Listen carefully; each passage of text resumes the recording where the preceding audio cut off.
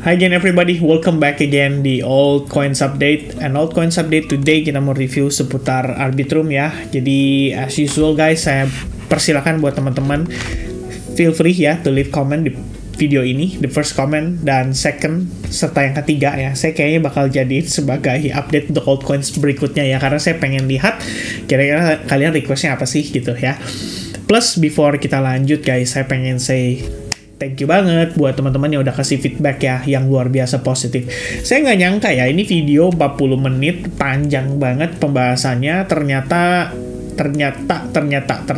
ya, cukup bisa diserap ya sama teman-teman sekalian. Jadi saya cukup senang dan ya mungkin kedepannya kita bisa tambah-tambahin lagi ya video-video yang ngebahas tentang makro. Jadi teman-teman punya gambaran juga terkait dengan money flow dan dampaknya terhadap market crypto secara masif atau secara keseluruhan. Oke, so ya really thankful ya buat teman-teman yang udah kasih feedback yang luar biasa positif sekali di situ. Nah teman-teman sekalian, di video update ini kita mau update perkembangan daripada si Arbitrum ya. Jadi saya mulai dari token unlock kali ya, karena salah satu yang dikhawatirkan ya oleh para holdersnya Arbitrum itu adalah token unlock Arbitrum yang katanya terkesan cukup besar, sehingga mengkhawatirkan para pelaku pasarnya atau para holdersnya untuk cenderung wah ini kayaknya sell the news event nih ya. Memang sebenarnya kalau kita lihat ya guys ya, ini proses masih panjang banget loh. Circulating supply-nya si Arbitrum itu baru jalan 3,3 miliar token, sementara maksimum supply-nya tuh 10 ini udah 10 miliar token ya, which is ini wah masih lama sekali teman-teman proses perjalanannya. Tapi gini guys ya, ini balik lagi ya, kalau buat ya saya personally sih, saya pikir one of the best from Arbitrum itu adalah dari segi dia punya TVL ya. Jadi kalau kalian cek dia punya TVL, so far sih Arbitrum masih tercatat memiliki TVL yang cenderung ya bisa dibilang cenderung signifikan ya, masih menjadi topnya layer 2 teman-teman hingga saat ini. Dan ini kayaknya saya salah ya, harusnya bukannya di file lama aja ya. Kita lihat Arbitrum. Nah ini dia di file lama ya, paling enak saya biasa ngecek di sini sih guys ya. Nah kemudian selain itu, kalau kita ngecek ya di token terminal juga, Arbitrum punya token holders itu naik loh ya, dalam 30 hari terakhir persentasenya itu jadi 1,28 juta holders atau wallet mungkin ya teman-teman sekalian.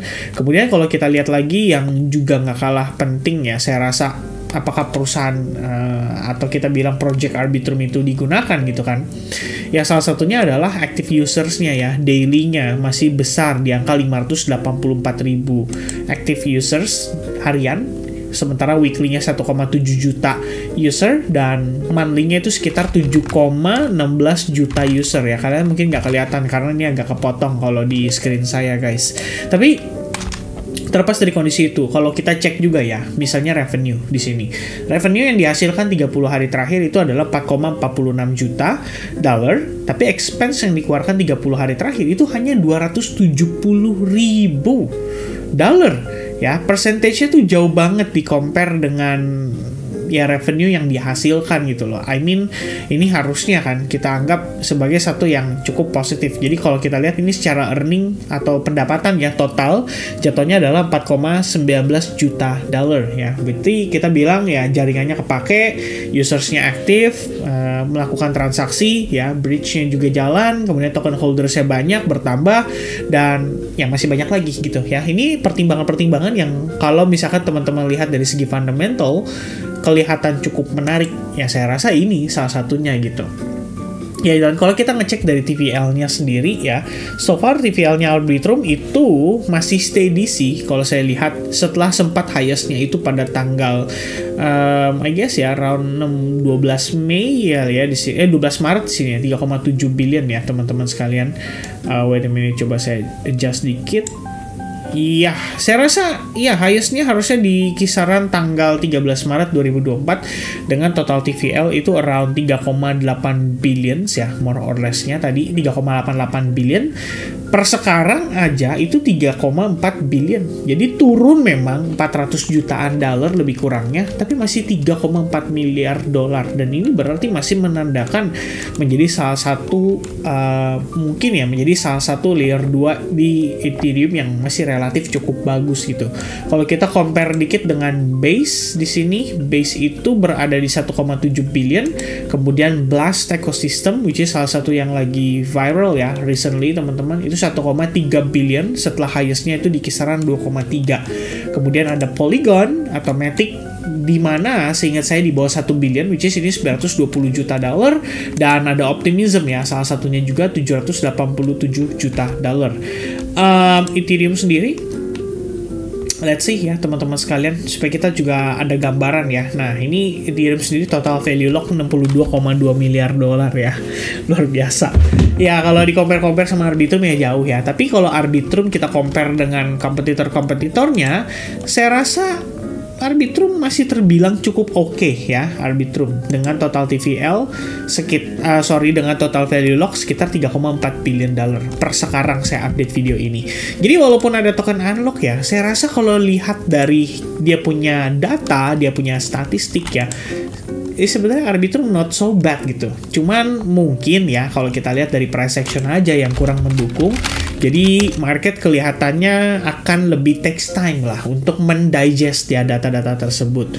Namun sebenarnya kalau saya lihat ya pergerakan per weekly ya teman-teman, ini tuh kita udah breakdown sih di bawah area key support resistance ya. Cuman recently saya personally itu ada cicil beli ya teman-teman sekalian di Arbitrum. Tapi balik lagi guys, ini bukan ajakan membeli atau gimana ya, karena saya memperhatikan beberapa faktor seperti salah satunya ya data-data tadi gitu loh.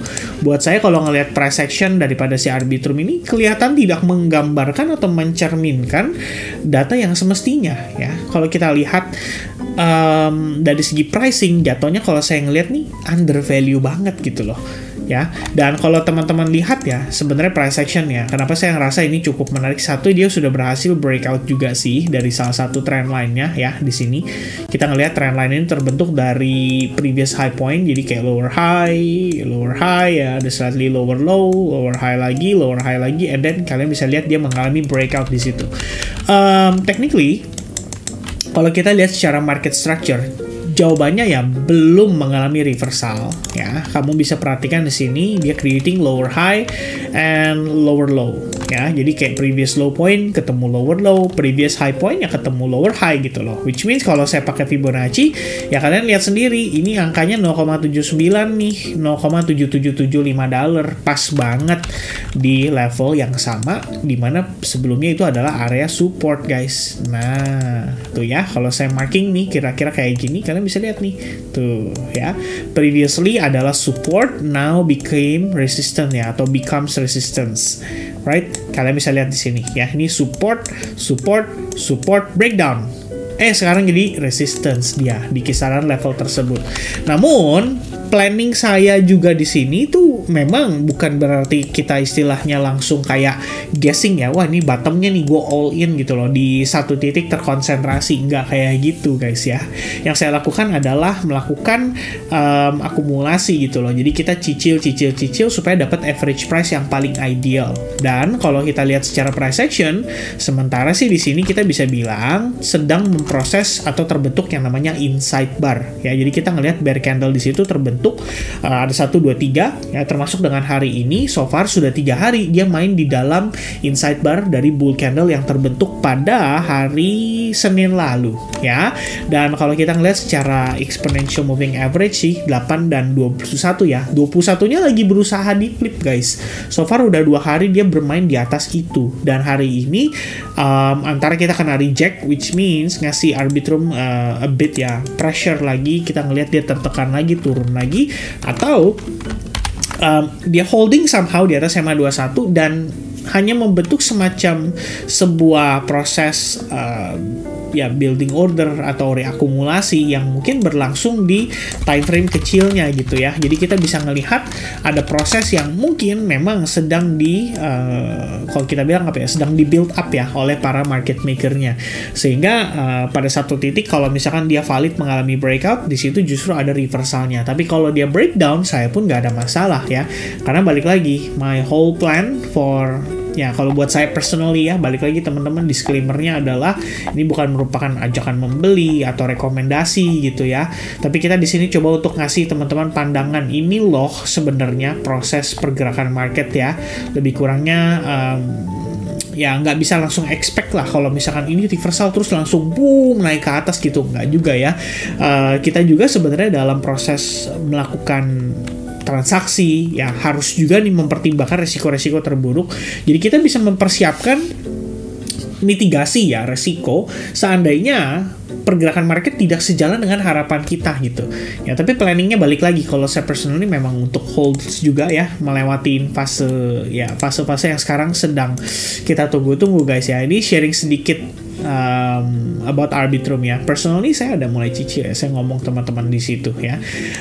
Reasonnya apa saya sampaikan di situ. Lalu nggak langsung tepat nih, ibaratnya per hari ini aja ya, kalau teman-teman lihat video ini itu Arbitrum di angka 0,74 which is di bawah 0,3 sen ya dari saya terakhir kali melakukan transaksi teman-teman sekalian ya. Tapi balik lagi, disclaimer-nya adalah jangan gunakan video ini sebagai bentuk rekomendasi atau pengambilan keputusan teman-teman ya. Ini adalah referensi saja. Saya katakan di sini juga ya, kalau buat saya ini anggaplah kalau saya tuh cuma lagi sharing personal idea, saya juga cuma trading buddy gitu ya, untuk teman-teman bisa berdiskusi.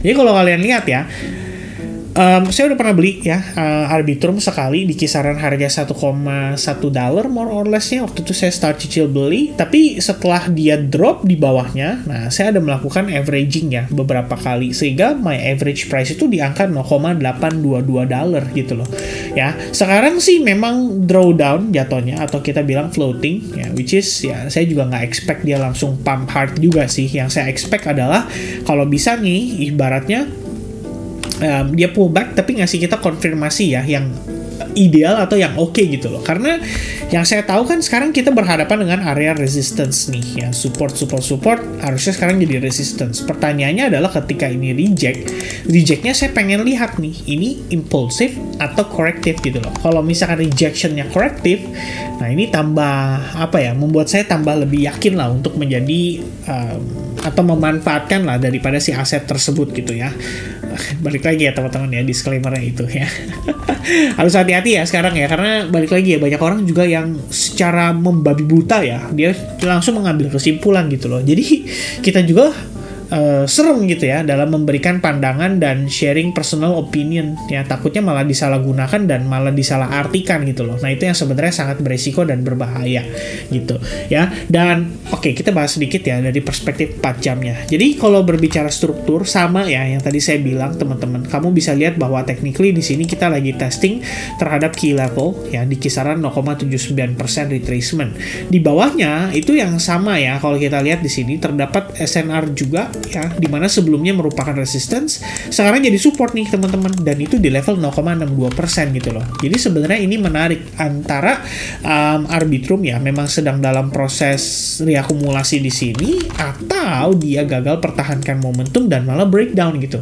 Kalau dia breakdown sebenarnya saya nggak ada masalah, yang penting apa, dia tunjukin ke saya bahwa dia mampu menciptakan yang namanya higher low gitu ya.